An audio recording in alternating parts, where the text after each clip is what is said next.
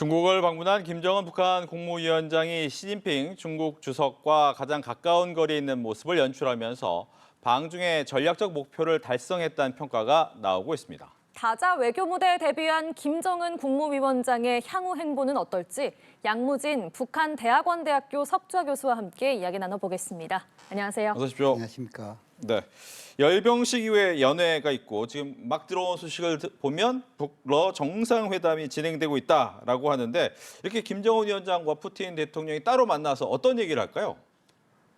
이 국제 무대에서 북러 양자회담 이것은 처음이지요. 그렇죠. 상당히 관심가는 부분인데 아마 이 통상적으로 양자 정상회담을 하면은 딱 그 이 형식이 있습니다. 첫 번째 어제는 양국 간의 현안 문제, 두 번째는 한반도 및 동북아의 지역 정세 문제, 마지막 세 번째는 글로벌 문제입니다. 그렇다면 아마 이 양국 현안 문제와 관련해서는 지금 이제 러우 전쟁이 있어가지고 북한이 파병되어 있잖아요. 그렇죠. 여기에 대해서 안전이라든지 또 거기에 대해서 희생자들에 대한 추모라든지 이런 이야기하고 있고 또 더 나아간다면은 북러 간의 소위 파병에 대한 대가로서 서로 협조관계 있지 않습니까? 이런 부분에 대해서 점검을 하면서 앞으로 이행에 대해서 좀 속도를 내달라 이런 부분이 있을 것이고 한반도 이런 그 문제와 관련해서는 아마 지금 이제 한반도가 상당히 내혹한 현실에서 좀 더 북러 간의 밀착을 더욱더 강화하자 이런 이야기가 있었고 글로벌 이슈와 관련해서는 지금 이제 북한과 러시아 모두 미국 중심의 서방 국가로부터 제재를 받고 있잖아요. 이 제재에 대해서 둘이가 잘 견디고 반미 전선, 반 트럼프 전선 이에 대해서 좀 더 확대 강화하자 이런 부분이 논의되지 않을까 추정해 봅니다. 네, 이렇게 북한 김정은 위원장과 푸틴 러시아 대통령이 어떤 이야기를 지금 나누고 있을지 좀 전망을 해봤는데 오늘 열병식 중에 시진핑 국가주석과 김정은 위원장이 나란히 앉아서 긴밀히 대화하는 모습도 여러 차례 포착이 됐단 말이죠. 어떤 대화를 둘은 나눴을 거라고 보십니까? 그래서 아마 이 그 시진핑 주석이 김정은 위원장을 초청하고 김정은 위원장이 화답한 거 이에 대해서는 양국 간의 긴밀한 논의가 있을 것이다. 다시 말해서 시진핑 주석의 입장에서는 아주 그 극진하게 예우를 하고 또 김정은 위원장은 그 속에서 뭐 대가를 이런 것도 있지 않겠습니까? 어쨌든 드러나는 포즈 자세만 보더라도 처음부터 그 막루에 올라가던 끝까지 시진핑 주석을 중심으로 해가지고 우측은 푸틴 대통령, 좌측은 김정은 위원장. 예. 이것은 상당한 의제가 예우를 했다는 것이죠. 그 속에서 좀 뭐랄까 이 김정은 위원장과 시진핑 주석 간의 친밀도라요. 이것은 나름대로 국제사회의 전파를 다 타라고 하는 거 있잖아요. 여기에서 그렇다면 이번에 그 전성기념 행사의 의미랄까 또 과거에 중국의 선대들과 김일성 주석의 이런 항일 무장 투쟁에 대한 역사 해고라든지 뭐 이런 것도 이야기할 수 있을 것이고 또 아니면은 최근 이런 여러 가지 북한 내부의 이런 사정이 돼 가지고 좀 뭐랄까 김정은 위원장이 좀 이야기하는 그런 거 이게 깊게는 할 수 없겠죠. 인사 정도로 좀 이야기하고 오늘 이렇게 극진한 이런 모습 중국의 준비 여기에 대해서 너무 고맙다. 이 정도의 그 아주 순수한 이런 인사 정도 아니겠냐 이런 생각이 듭니다. 네, 뭐 북러 회담을 하고는 있지만 일단 기존에 러시아한테 조금은 경도됐던 북한의 외교가 이번을 기회로 약간 중국과 함께하는 일이 더 많아질 것이다 이런 예상은 가능합니까? 현재의 상황만 놓고 볼 때는 네. 안보는 러시아, 경제는 중국. 이것을 네 글자로 하면은 안러 경중 이렇게 표현할 수 있겠죠. 그렇게 된다면 북한 입장에서는 최고의 수혜자가 되겠죠. 아마 수혜자 되는 측면을 볼 때 이번에 김정은 위원장이 중국 방문해서 핵심적인 목적은 네. 지난 2019년도 시진핑 주석의 방북에서 김정은 위원장과 합의된 부분이 있는데 이 합의 이행이 코로나로 인해서 중단되거나 지연됐습니다. 그렇다면 그 당시 합의 부분을 완전히 복원하는 이런 초점 그 복원의 핵심은 경제 부분입니다. 그런 점을 볼 때 북한 입장에서는 상당히 경제적인 이득을 챙길 수 있는 기회다. 이렇게 해석 가능합니다. 예. 앞서 시진핑 주석이 김정은 위원장을 좀 극진하게 예우했다 이렇게 말씀을 해주셨는데 또 눈에 띄는 장면이 시진핑 주석이 다른 국가 정상들과는 이렇게 한 손으로 가볍게 악수를 했는데 김정은 위원장과는 악수를 하고 또 다른 손으로 이렇게 맞잡으면서 좀 돈독함을 과시하는 듯한 그런 게 느껴지더라고요. 그렇습니다. 이 배경은 뭐라고 보세요? 상당히 이례적이죠. 예. 뭐 그것은 이렇게 않습니까? 이렇게 초청에 응해줘서 감사하다. 그러고 북중 관계는 행제 관계다.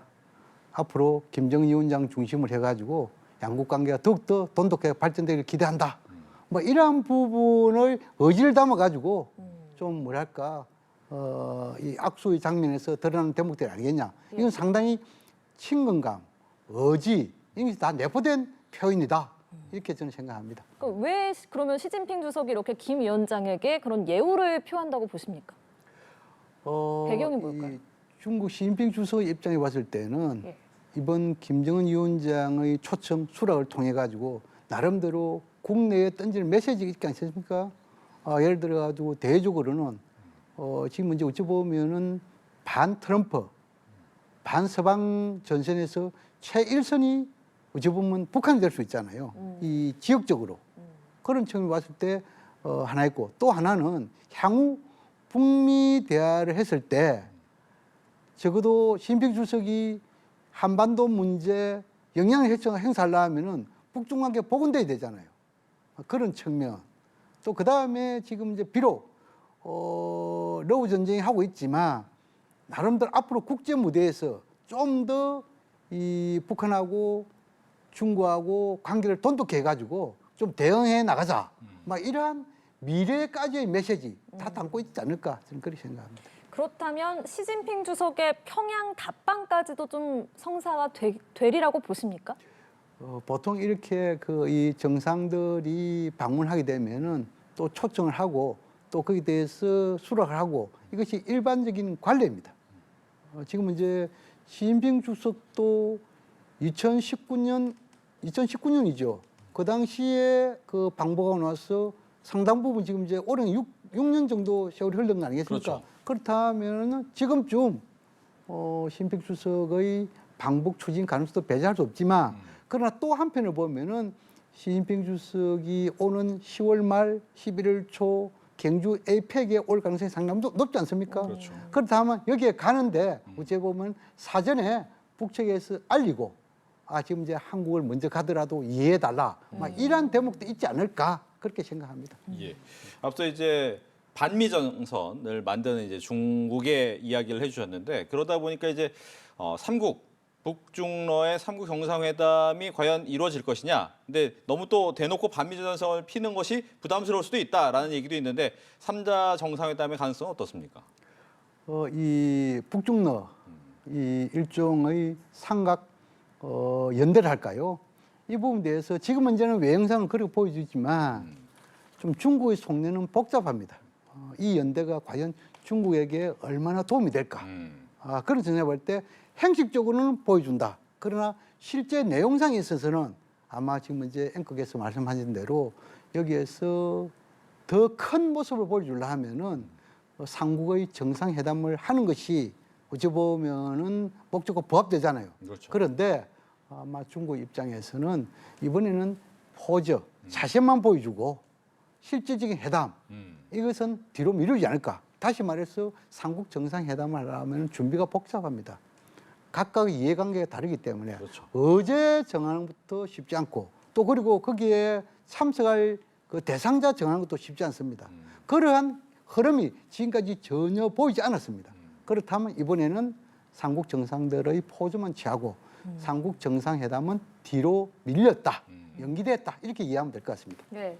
이쯤 되니까 미국 트럼프 대통령의 반응도 좀 궁금해지는데 트럼프 대통령이 SNS에 좀 불편한 심기를 드러낸 것 같습니다.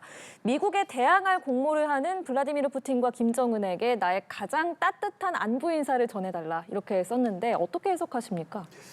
그래서 이제 지금 이제 중국의 이런 행사에 어찌 보면 행사의 본질을 보면은 미국하고 중국하고 같이 가야 됩니다.